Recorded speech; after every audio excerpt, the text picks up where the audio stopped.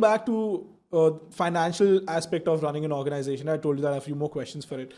Let's assume that we're building a case study here. We're trying to explain to somebody who's not very well versed with esports, or maybe even the economics of how traditional sports works.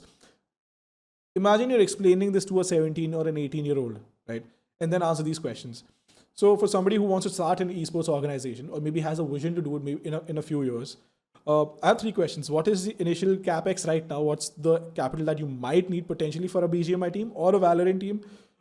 Where does that revenue come from? What all are the sources?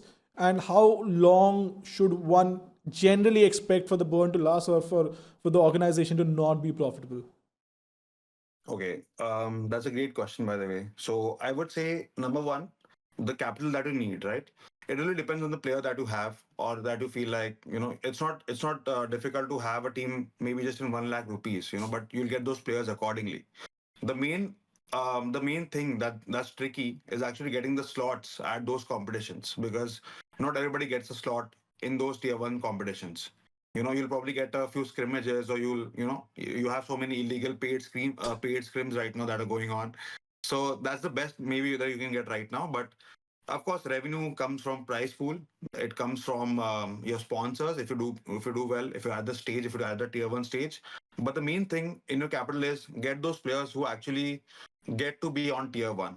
You cannot get just anybody and play those paid scrims, because that's just going to burn your revenue, burn your capital, and you're not going to get any sustainable revenue from that. So I would say the main cap that you can start off with is around 2 to 3 lakhs. If you're not looking at a boot camp, or if you're not looking at a facility. So it's good to have a boot camp. I would not say that it's needed, because it's esports. It's not needed, but that's definitely something that helps. Kind of for the players to gel together, for them to kind of know each other and whatnot.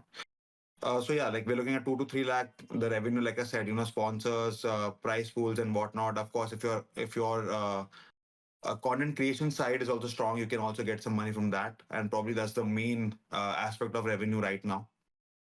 So Yeah, when you say 2 to 3 lakhs, I'm assuming that's a month, right? that's a month. Yeah, Yeah, that's a that's a month. month, because Correct. I think that the timeline of it is very important. That would translate to, let's say, 24 to 36 lakhs a year, right? And that's Right, right. that's not that's not a small amount of money for somebody who's just getting started. It's a Yeah. huge amount of money to burn, and it's a huge commitment. But talking about revenue, right? So a lot of times people struggle with, how do you even calculate what